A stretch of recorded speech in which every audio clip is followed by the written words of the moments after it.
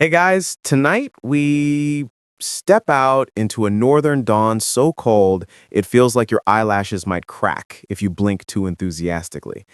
The sky is a pale wash of pewter, the kind that makes you question every life choice leading to this moment, especially the one where you thought living in a village, basically glued together by rye porridge, was going to be rustic and charming. A thin crust of frost coats everything. The fence posts, the frozen thatch, even your breath, which immediately regrets leaving your lungs. Somewhere behind you, a wooden door groans. Someone coughs with the resignation of a person who knows chores don't care about temperature. And you catch the scent of yesterday's rye meal still lingering in the air. Because, yes, in this place, everything smells faintly of rye. And in case you're wondering, you probably won't survive this if you decide to sprint through it barefoot like some historical influencer trying to embrace the cold. Don't do that, not even for the clout. So, before you get comfortable, take a moment to like the video and subscribe, but only if you genuinely enjoy what I do here. Tell me where you're listening from and what time it is for you. I love seeing that little constellation of sleepy coordinates pop up under each video. Now, dim the lights, maybe turn on a fan for that soft background hum, and let's ease into tonight's journey together. You trudge forward, boots crunching on the frozen earth, and the village is just beginning to stir. Every house has a little thread of smoke rising from its chimney, thin at first, then filling out like it's recalling its purpose in life. You know those mornings? The world is so still you can hear someone sneeze half a field away, and it echoes like a dramatic sound effect. Somewhere ahead, the rye fields wait, tired, resilient, and stubbornly alive even after months of cold. Rye is the only thing here that doesn't seem offended by the climate. Wheat, too delicate. Barley, easily offended. Oats? They try their best, bless them, but even they would prefer more hospitable weather. Rye, though, rye is the workhorse of the North. It shrugs at poor soils and shrugs harder at long winters, growing where almost nothing else can. A perfectly mainstream historical fact, sure, but also the exact reason that when you finally trudge back into the house later, someone will ask, "Porridge again?" And someone else will answer, "Do we have any other options?" As you walk past the first fence, you catch sight of a neighbor already out inspecting the frosted stalks left over from last harvest. He gives you that nod, the one every cold weather villager seems born knowing. It says, "Yes, we're both up too early, and yes, we both hate this, and no, we'll never admit it out loud." The morning air tastes faintly metallic, and your fingers tingle even inside your gloves. You flex them, mostly to assure yourself they're still attached. Ahead of you, a pair of ravens hop along a fence beam, the true landlords of this place. One of them cocks its head at you, as if wondering whether you've brought food or merely comedy. Ravens always look like they know more village secrets than they should, and honestly, they probably do. A fringe tidbit. Some northern villagers used to believe ravens were spirit messengers, especially during the winter, when the living world felt thin and soft around the edges. You wouldn't say that out loud, of course, because then the neighbors would start arguing, and there's nothing more exhausting at this hour than theological debates shouted through wool scarves. You stop at the edge of the fields, where the rye stubble stretches like an army of tiny spears. The sun is trying, and mostly failing, to warm the landscape. Patches of frozen earth glint like someone sprinkled shards of mirror across the ground. This is the moment you remember why rye porridge ruled these northern villages. It is the only thing that reliably stands between you and actual collapse during winter chores. It's like the region's unofficial emotional support carbohydrate. You tug your cloak tighter and listen. There's a peculiar hush out here when the cold sets in. The kind that makes you think you're alone, even when you're not. In that silence, the soundscape becomes simple. The faint rustle of frost as it loosens under the rising light, the occasional creak of wood as a barn complains about existing, and a distant dog barking at absolutely nothing, which apparently is important work. And in the middle of that, your stomach is already voting aggressively for breakfast. You walk the perimeter, checking where the soil dips near the ditch. Moisture has hardened into glassy plates that crunch under your boot. Last year, these dips caused half the field to freeze so badly that the rye grains ended up tiny and miserable. Historians still argue whether villagers strategically planned drainage or just casually hoped the land would behave itself. Judging from the current state of this ditch, you suspect the latter. The wind picks up, sliding under your cloak like it paid rent. You instinctively hunch, but then again, everyone hunches here. Upright posture is for people with central heating. You pause by a wooden marker, a little stake hammered into the soil with a carved spiral, your reminder of where the seed rows changed from last year's hardy variety to the slightly riskier strain you tried this year. Risky is relative, of course. In a northern village, it just means might survive versus might consider surviving if it had a blanket. The sky slowly brightens, turning from steel to pale gold.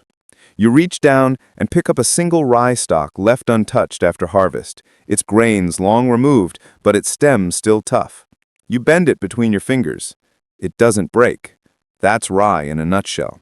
Stubborn, unyielding, incapable of participating in polite conversation, probably haunted, but incredibly useful. A gust of wind kicks up and makes your eyes water. At least you hope it's the wind and not emotion. Though honestly, no one would judge you for getting a little misty-eyed when you imagine another 47 consecutive meals of porridge. As you turn back toward the houses, the village begins to look more welcoming. The chimneys puff more confidently, a door opens with a thunk and someone dumps a pan of old ashes into the snow. A child shuffles by, carrying a bucket half her size, glaring at the cold like it personally insulted her family. You know that feeling. Walking past the first cottage, you catch the unmistakable aroma of roasted grains. Not fancy roasted grains, not caramelized, artisanal, triple-washed, mold-protected grains, just rye kernels warmed in a pan so they don't taste entirely like damp misery. Even now, you can imagine the rough texture between your teeth, the way the porridge coat your throat with a warm thickness that feels like swallowing a wool blanket. Comforting, but in a way that also makes you slightly suspicious. Someone calls your name from inside a cottage, muffled by thick walls. You recognize the voice. An aunt, an elder, someone who perpetually sounds like she's been awake since the Bronze Age and equally disappointed in every generation since. You duck inside, letting the warmth envelop you. The house is dim, except for the orange flicker of a fire licking around a blackened pot. The scent of simmering rye porridge fills the room, earthy, toasty, and just the slightest bit sour from the overnight soak. You inhale it despite yourself. Appetite always wins. On the table sits a wooden bowl, steam curling from its rim. The surface of the porridge has formed that familiar skin, a thin, glossy layer you either love or pretend to love because everyone else claims it's the best part. You take a seat, and a wooden spoon is pressed into your hand with the kind of authority that means refusal is not an option. You lift the spoon, blow on it, and take that first dense, comforting mouthful. It's warm, it's grounding, it's aggressively unexciting, and somehow exactly what you need. The warmth spreads down your chest, easing the cold's grip on your ribs. That first bite always feels like the world unclenches slightly. As you eat, you listen to the quiet rhythms of the home. The kettle bubbling, the fire crackling, someone upstairs shuffling awake with the clumsy grace of a half-dreaming elk. There's a calmness here that wraps around you like a thick blanket, or maybe that's just the porridge slowly cementing itself in your stomach. Either way, it works. Aunt Bronze Age sits across from you, stirring her own bowl with the slow deliberation of someone who has witnessed at least 6 political coups and remains entirely unimpressed. She says, "Eat," even though you're already doing so. She squints, as if to ensure you're putting in enough effort. You consider performing an exaggerated spoon lift just to reassure her. She mutters something about the harvest, how the soil was stingy, how the nights came earlier, how the spirits were grumpy this year. You nod because disagreeing with this woman is a sport only the brave attempt. A fringe belief flickers in her words, the old superstition that rye spirits could sulk if neglected. You've heard it whispered during long winter nights, half jokingly, half not.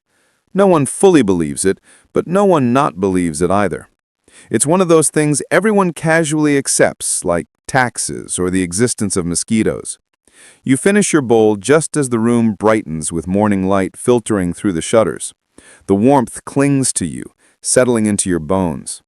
As the fire crackles, you know this day, like every day, will be defined by rye. From the fields to the mill to the pot, it shapes the rhythm of life here.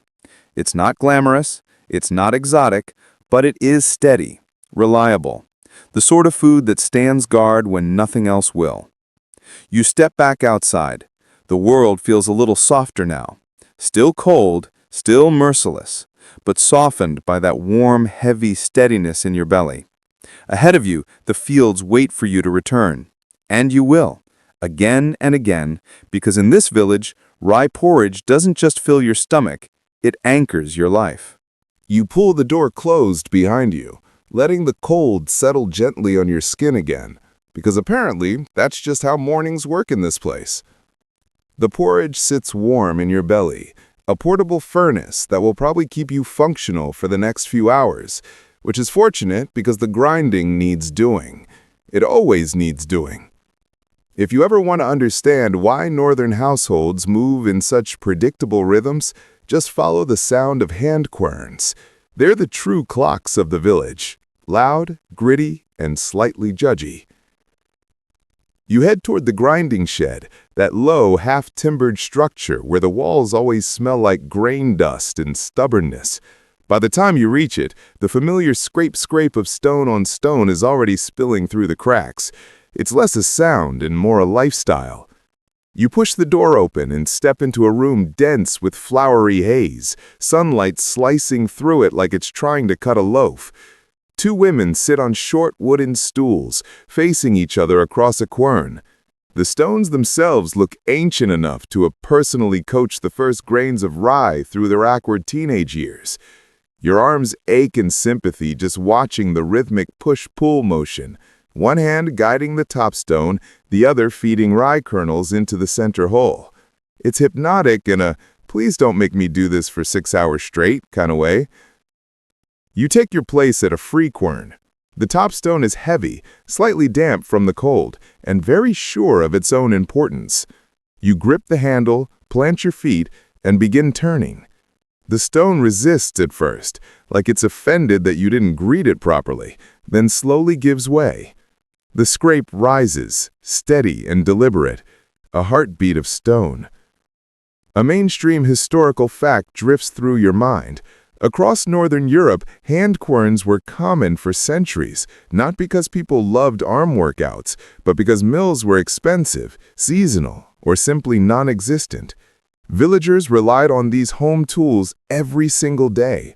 You can feel that truth settling into your shoulders as the rotation begins to burn mildly through your arms, then less mildly, then, oh no. Rye grains crack under the pressure, releasing that faintly sweet, earthy aroma. You inhale it, letting it mix with the dusty air.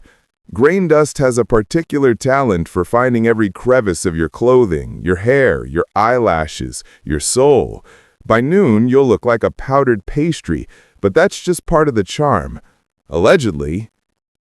Across the room, someone sneezes, a dramatic, echoing affair, and immediately blames the quern spirits.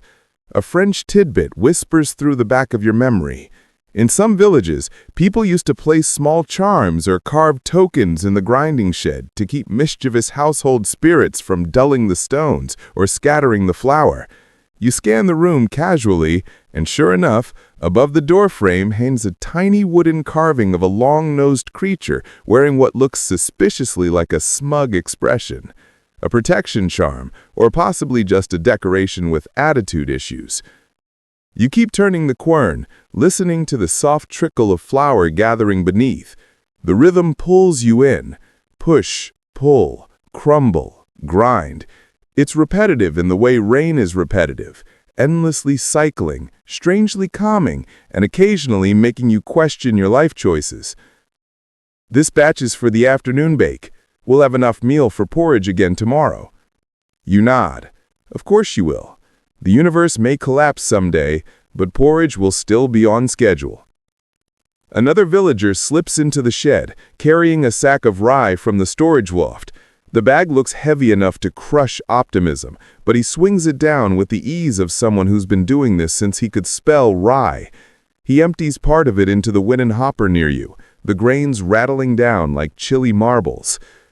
Careful, the last batch was damped, didn't grind evenly. He says this like it's a personal failing on the part of the weather, which honestly, it might be. You keep turning. Your arms burn. Your breathing falls into the same rhythm as the stone. In on the push, out on the pull, both with a quiet sigh of determination. No one would call this glamorous, but there's something satisfying about feeling grain yield under your hands. You're participating in a chain that stretches back generations, one that kept families alive when the winds felt sharp enough to shave the mountains. Outside, the early light brightens. Someone's goat bleats disapprovingly, possibly because it saw you working and remembered it has chores too. The grinding shed always feels suspended between the indoors and the outdoors. Not quite warm, not quite cold, not quite quiet, not quite noisy. You like it here, or at least you've convinced yourself you do. Survival is 30% willpower, 60% carbs, and 10% enthusiastic lying. You wipe your forehead with the back of your sleeve, smearing flour in an attractive smear that highlights the "I work for a living" aesthetic. The women across from you turn their quern faster now, chasing the midday meal. You admire their endurance. One of them looks like she could wrestle a bear using only her elbows. Remember last winter, when the ditch froze and the miller got stuck in town for 2 weeks? You nod, though you don't need to remember firsthand. Everyone retells the story every time the temperature drops a single degree. The great mill shutdown crisis, which sounds dramatic, but realistically just meant 2 weeks of even more quern grinding. There are still arguments about whether the disaster was avoidable. Historians still argue whether small communities chose hand querns out of preference or necessity, or because someone's cousin once had a traumatic experience with a millstone. Honestly, it could be any of the above. The grinding continues. Your quern sings its gritty lullaby. You fall back into the movement, the rhythm settling into your bones. Your arms ache, but your mind wanders, almost pleasantly. A little while later, one of the elders shuffles inside. She examines the flour with the discerning eye of someone who has seen more meal than sunlight in her life. She pinches a bit between her fingers, rubs it, sniffs it, and then declares, "Fine enough. Not too coarse, not too soft. This will cook quickly." You beam inwardly, because getting praise from an elder is like receiving a medal carved from solid gold and high expectations. She gives you a rare approving grunt and then wanders back out without further comment. You keep grinding, relaxing into the repetition. Push, pull, push, pull. It's almost meditative until the stone catches unexpectedly and jolts your wrist. "Careful," someone says with a chuckle. "The stone likes to remind you who's in charge." You mutter something polite, but the stone definitely hears the sarcasm. As more villagers drift in and out, the shed becomes a hub of quiet conversations. Someone mentions that the river is beginning to freeze at the edges. Someone else reports spotting a fox near the henhouse. A third person claims, very seriously, that their cousin swears the village rooster has been crowing at inappropriate hours because it's possessed. You're not convinced, but honestly, knowing that rooster, anything is possible. The flour piles slowly, forming a soft white mound beneath your quern. It looks like a miniature snowdrift, except significantly more edible and less judgmental. You pause to gather the flour into a basket, running your fingers through the powder. It feels warm from friction, almost silky. You think about how this meal will become part of your next pot of porridge, how it will swell and thicken and hold you upright through another cold day. How it's the quiet binder in village life, fueling the chores, the gossip, the festivals, the complaints. It's the rhythm, circular, dependable, like a quern turning endlessly. Hours pass, not that anyone counts hours here the way modern people do. You measure time by the weight of the stones, by the songs hummed between breaths, by the rise and fall of village chatter drifting through the shed door. By noon, your arms feel like they belong to someone else, someone who has made questionable decisions. The room is warmer now, bodies and friction heating the air. A sheen of sweat gathers at your temples, despite the cold outside. You stop occasionally to shake out your hands, to flex your fingers, to remind your joints that this is temporary. The others do the same, each in their own quiet rhythm. Grinding may be necessary, but no one pretends it's gentle. As the pile of flour grows, people begin planning the afternoon tasks: baking, boiling, mixing, feeding livestock, chopping wood. All of it hinges on the meal you're producing. It's strange how something as simple as ground rye can structure the entire flow of a household. Breakfast porridge leads to grinding, which leads to baking, which leads to gathering fuel for cooking, which leads to evenings of telling stories about how exhausting the day was. The rhythm is circular, dependable, like a quern turning endlessly. At one point, a child wanders in, sticky-faced, bundled in wool, carrying a pebble she proudly declares to be special. She shows it to everyone, then tries to feed it into the quern. You gently redirect her. She sulks. Someone hands her a handful of grain instead, and she immediately brightens, tossing kernels into the stone hole like she's feeding a mythical beast. You laugh softly. Your second joke quota is coming along nicely today. Then return to your own grinding. The stone responds smoothly now, warmed by hours of motion. You can feel every grain breaking apart beneath it, becoming something new. You carry the basket of freshly ground rye meal toward the hearth house, arms wobbling slightly, not that you'd ever admit it. The cold air hits the warm flour dust clinging to your clothes, creating this weird little microclimate around you, like you're a one-person weather system. By the time you push open the heavy wooden door, the warmth inside wraps around you so suddenly you almost sigh out loud. The hearth room smells like comfort and chaos, smoke, boiled grain, drying herbs, and the faint scorch of something someone forgot about for 2 seconds too long. A massive black pot hangs over the fire, its rim already sweating steam.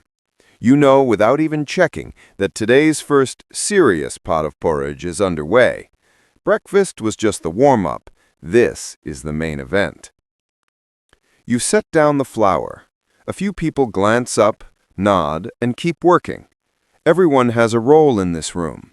The stirring crew, the chopping crew, the complaining-only crew. You're somewhere between all three.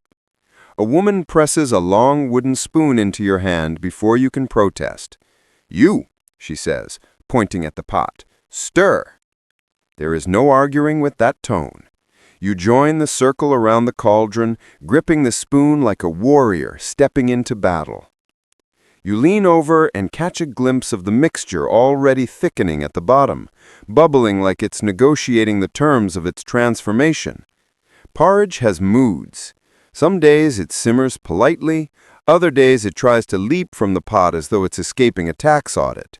Today's batch looks reasonably behaved.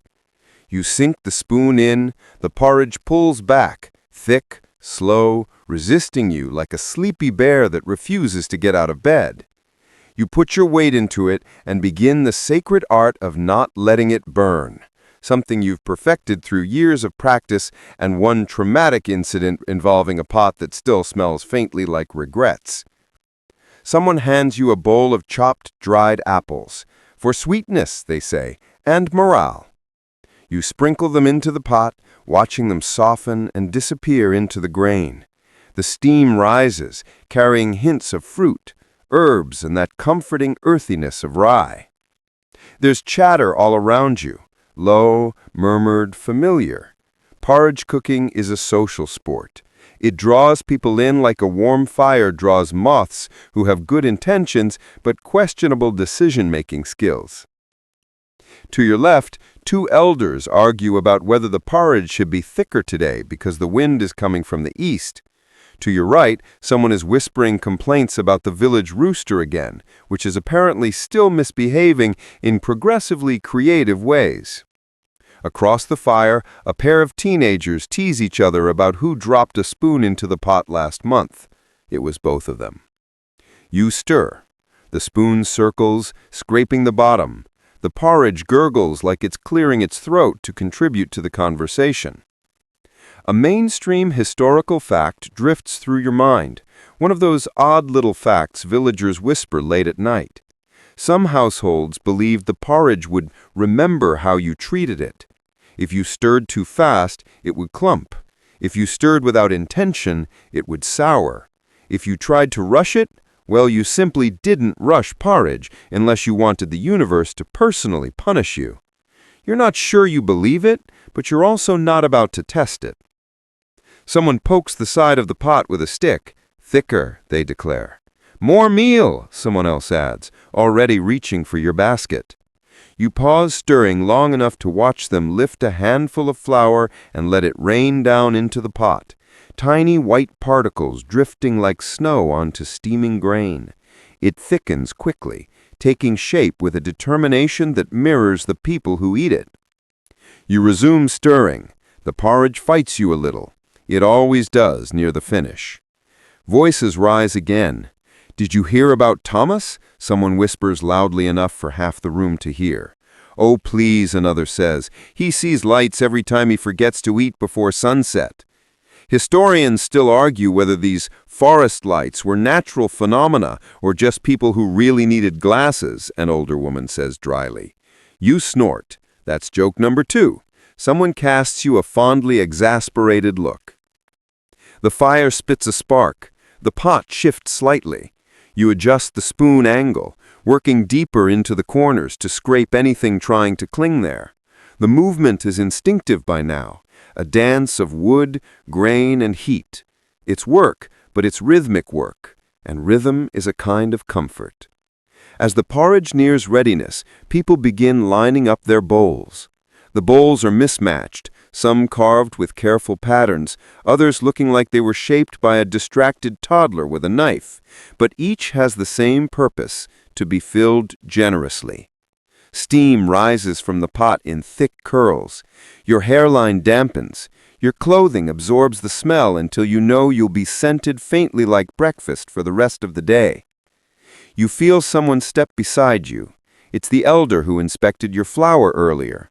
She nods once, then dips a spoon into the pot.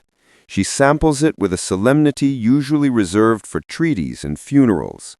She smacks her lips. "Good," she declares. "You stirred with respect." Your shoulders relax with a kind of cosmic relief. There is no higher praise.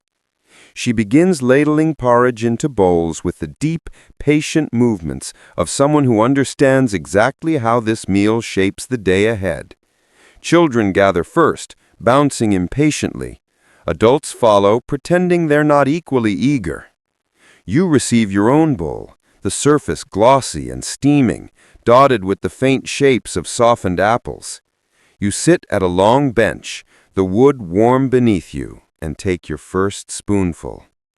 It's thick, hearty, slightly sweet, comforting in a way that makes your bones sigh.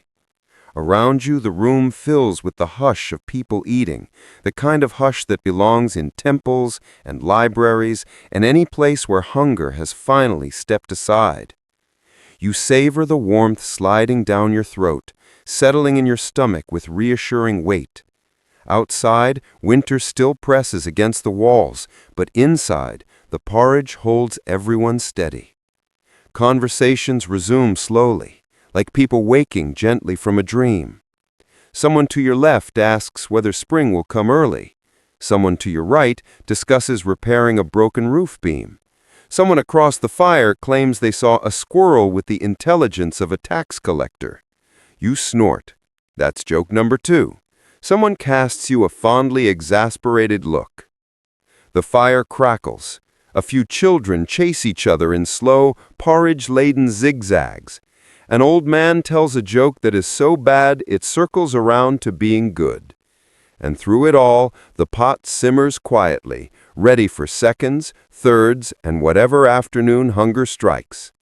The warm rhythms of this place continue, steady as rye, soft as steam, familiar as the scrape of a spoon against a bowl. You barely notice the cold draft curling around your ankles as you step from the hush of the sleeping room into the main hall, because the smell of toasted rye clings to the rafters like an old friend. You've been up since before dawn, again, and your fingers already carry that fine dusting of grain from yesterday's chores. But this morning carries a different weight. A sense that the simmering pot near the hearth is pulling you towards something bigger than breakfast. It always does around this time of year, when winter festivals creep close, the church bells take on a strangely metallic echo, and every villager seems to have a new story to tell about which ancestor is currently haunting which granary. You don't question it, you just breathe in the steam and pretend you're ready. The pot doesn't look any different than usual. Same bulging sides, same soot-blackened bottom, same slow burping sound that makes you think it might be alive and judging everyone.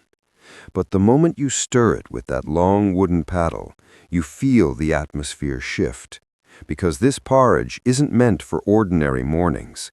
This batch is destined for the Feast of St. Olus, the kind of event where every villager tries to out-remember every other villager about how things were done properly in the old days. And if you think that doesn't lead to arguments, you haven't witnessed two grandmothers wrestle over spice mixtures with the intensity of professional wrestlers. A breeze slides down from the smoke hole above the hearth. It smells faintly of pine tar and damp wool, the standard scents of northern life, though today you swear it also carries the tension of 100 half-baked superstitions. Someone behind you sneezes, loudly, and 3 different people mutter 3 completely different protective charms. You don't even blink at this point. This is village life. Everyone believes something, and no one agrees on anything. As you stir, you remember how this dish shows up not just in daily survival, but in every major seasonal ritual.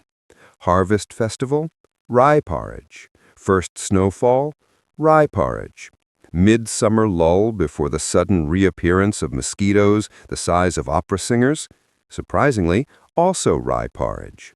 Historically, here comes your mandatory mainstream historical fact, many northern communities used rye as the centerpiece of both feast and fast because it was more reliable than wheat, less expensive than barley, and tough enough to survive unpredictable climates.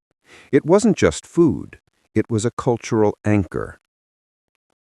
You keep stirring. The paddle pulls through the thickening grains with a kind of resistance that reminds you of trudging through early spring mud. Around you, villagers drift in and out of the hall, carrying bowls, herbs, jugs of beer, candles, and at least one carved wooden goat that keeps mysteriously changing location whenever you're not looking. You choose not to question the goat. That way lies madness. Someone asks whether you remembered to add the dried lingonberries. Someone else asks whether dried lingonberries are sacrilegious.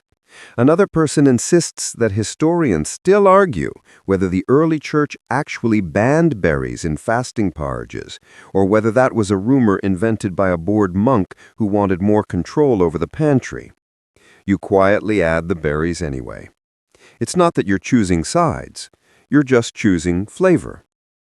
A wave of warmth rolls off the hearth and brushes your cheeks. For a moment you think about stepping outside into the crisp daylight, but then one of the village elders shuffles toward you, wrapped in so many shawls that she looks like a walking bale of wool. She leans heavily against the table and begins telling you the same story she tells every year. How, when she was a child, the porridge pot cracked during the winter feast, and the villagers interpreted it as a sign that the local river spirit was displeased. To appease the spirit, they supposedly left a bowl of rye porridge on the riverbank at midnight. By morning, the bowl was empty, though she admits she later discovered that her uncle had eaten it because, Quote, "Midnight snacks are holy too." You laugh politely, but your mind drifts. Rye porridge has always been tangled up in local folklore this way, shaped by the anxieties and hungers of rural life.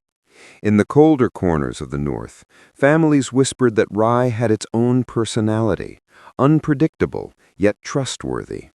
A quirky tidbit you once overheard: some villages genuinely believed that rye, unlike wheat, could listen to family arguments simmering around the hearth. If the grain heard too much discord, it would refuse to thicken properly. You're not sure if anyone still believes that, but judging by the number of villagers whisper fighting over candle placements, you wouldn't rule it out entirely. A doorway from the doorway comes the sound of boots thudding against the wooden threshold. Two men enter, shaking snowflakes from their cloaks like they're auditioning for a weather-themed dance troupe. They haul a small barrel between them, set it down with a thump, and declare that the feast cannot, absolutely cannot begin without the traditional rye beer mash. You don't argue. The last thing you want is to trigger another 5-hour discussion about authenticity. Besides, you've seen what happens when they skip the mash. Everyone gets restless, someone tries to juggle fire tongs, and the evening ends with at least one attempted sermon delivered entirely by accident. You ladle out a bit of the porridge to check its texture. It's glossy, creamy, thick, almost right. As the berry skins split and bloom into tiny red bursts, you feel a curious sense of calm, the kind that sneaks up on you only when you're performing a task older than memory. The steam curls upward, catching the mossy light from the eastern window. Outside, snowflakes tumble lazily, each one drifting like a tired traveler seeking the nearest bed. You sympathize.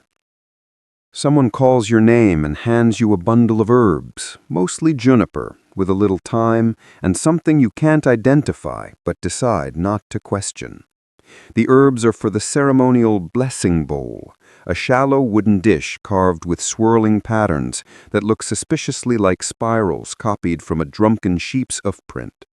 You sprinkle the herbs around the rim because tradition says it keeps the feast protected from mischievous spirits, or possibly from mischievous uncles. You can't remember which.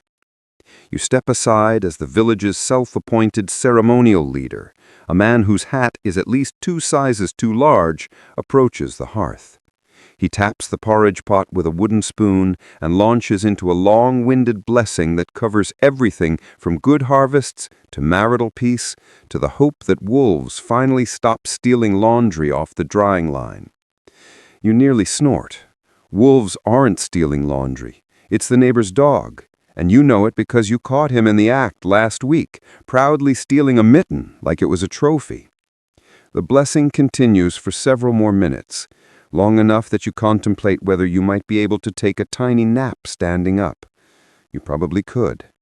But then the man raises the spoon high, dips it ceremoniously into the porridge, and takes the first taste.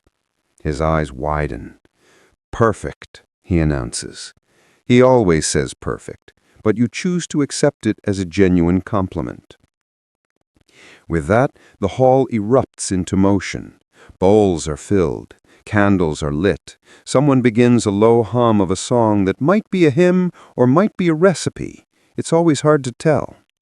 You take your own small bowl and carry it to the wooden bench near the wall, sinking down as though the wood itself is sighing of relief to see you again. You blow gently across the surface. Steam ripples, carrying hints of berry sweetness and grassy rye.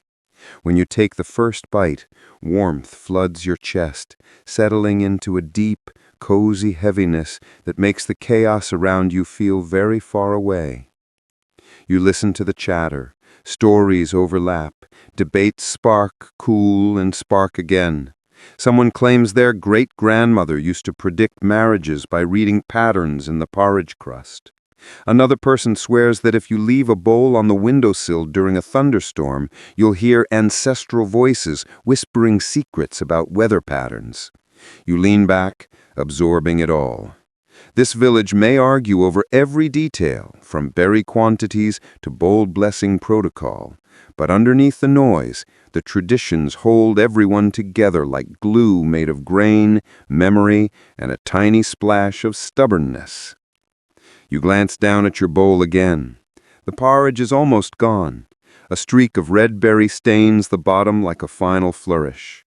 You know you should get up, help distribute the rest, maybe even join the candle procession later if your knees cooperate. But for now, you savor the quiet inside you, the kind that only sneaks up on you when you're performing a task older than memory.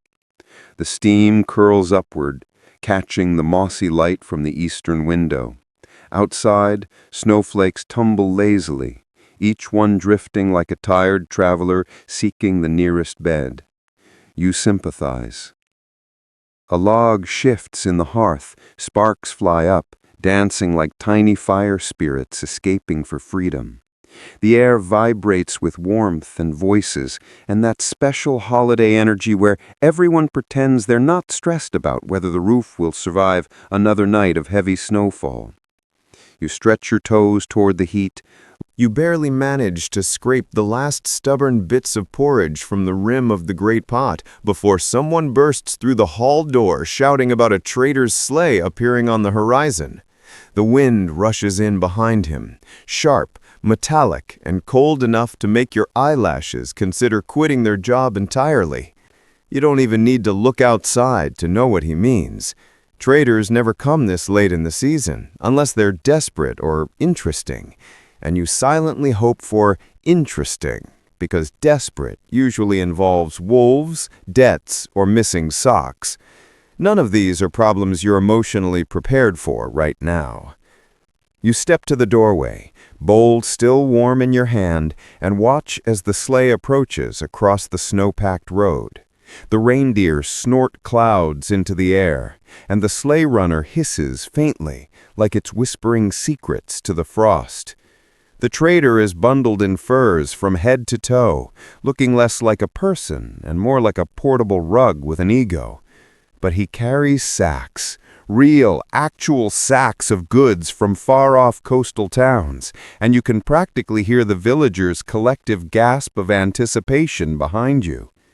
This is where the story starts tugging you into bigger forces, the kind that stretch beyond your small wooden hall and its berry-stained ladles. Because every village, no matter how tucked away, is a tiny knot in a web of trade winds and shifting harvests. Even your sturdy rye fields can't sit alone forever. Grain prices swing, weather patterns refuse to behave, and somewhere out there, extremely enthusiastic merchants argue about taxes in ways that ripple all the way back to your humble porridge pot. Rye has always been your insurance against uncertainty, a mainstream historical fact to anchor you. Northern households relied heavily on rye because it tolerated colder climates better than wheat and provided higher yields in short growing seasons. You didn't grow rye because it was glamorous. You grew it because it refused to die. Honestly, in a climate where the sun sometimes forgets to show up for work, that's a valuable personality trait. Still, as you watch the trader unload his goods, you feel that old creeping anxiety that comes every winter. What if the harvest doesn't stretch far enough this time? It's not a panic exactly. It's more like an itch beneath your ribs. You've heard whispers that last summer's wet spell made mold dance through the grain bins of neighboring villages. You've heard rumors that some communities farther north had to boil pine bark again to stretch their supplies. And you know that the wind patterns have been strange this year, swirling in ways that make the fishermen complain and blame the moon. Inside the hall, the villagers cluster around the trader like geese around spilled grain. They pepper him with questions. Is the southern city still paying high for oats? Has the Duke fixed that ridiculous border tariff? Did the autumn storms damage the western shipping lanes again? The trader answers with the confidence of a man who knows he will never again be alone in a quiet room. But beneath his stories, you catch a thread of real concern. Something about grain shortages farther south, and a rumor that rye prices might rise come spring. You don't say anything. Instead, you carry your bowl back to the hearth, where the last of the porridge clings to the pot like a stubborn elder refusing to leave a party. You scrape it gently, letting the familiar smell steady your thoughts. If prices rise, your little village may need to tighten its belt. That means smaller portions, more preservation tricks, and more inventive recipes that stretch rye in ways the ancestors probably never intended. But rye porridge has weathered worse. Plagues, droughts, that one era when every well-meaning monk tried to replace it with barley for spiritual lightness. It survived all of it. And just as you're feeling a little philosophical, one of the old men wanders over and taps the pot with his cane. He says, "You know, historians still argue whether the old famine was caused by a volcanic winter or just extremely lazy clouds." You're not sure whether he actually read that somewhere or whether he just enjoys blaming meteorological slacking for everything. But the timing is flawless. You grin despite yourself. The day unfolds in that peculiar rhythm northern winters always have, a mix of urgency and stillness, as if time can't decide whether it's supposed to hustle or nap. You help weigh the trader's grain sacks. You sip warm berry beer someone insists is for circulation. You listen to more debates about the harvest, some informed, most loud. And every so often, like a lullaby woven through the noise, you remember the way rye porridge has been the village's anchor through centuries of unpredictable seasons. A quirky tidbit floats back to you, one you heard from a traveling monk last year. Some remote communities supposedly used to sing to their grain stores during lean winters, believing the vibrations would discourage mold. You don't know if that has any scientific merit, but judging by how loudly some villagers hum while they work, I suspect the tradition never fully died. As evening settles, the sky dims into a deep velvety blue. Lantern flames shimmer in the windows, reflecting like tiny molten moons. The trader prepares to sleep in the barn loft, snoring already audible from an improbable distance. The villagers drift home, the hall empties, and you find yourself alone beside the dying fire, the pot now cold and scraped clean, the ladle resting like a tired sentinel. You run your fingers along the pot's rim. So many meals, so many seasons, so many tiny triumphs and quiet fears stirred into its depths. Porridge doesn't change the world, but it helps you survive it. It softens hunger, warms bones, quiets arguments, fills festival bowls, and provides a reason for everyone to gather even when the world outside feels a little unstable. And tonight, with trade winds whispering uncertain futures and harvests shrinking at the edges, the presence of that pot feels even more grounding. A reminder that resilience isn't glamorous, just reliable. Like rye. Like you. You bank the fire, you pull your cloak tight, and you step into the quiet night, snow squeaking under your boots. And now, as the village settles into stillness, the night around you loosens into something softer, something almost weightless. The wind that earlier carried rumors and worries now drifts like a slow exhale, threading between the houses, humming lightly against the eaves. The lanterns go out one by one, their glow fading in gentle pulses, until only the white sweep of snow reflects the sky's faint silver. You walk a little slower, letting the crisp air cool your thoughts, letting the quiet stretch long between footsteps. Your breath forms small clouds that glide upward before thinning into nothing, and even that feels peaceful.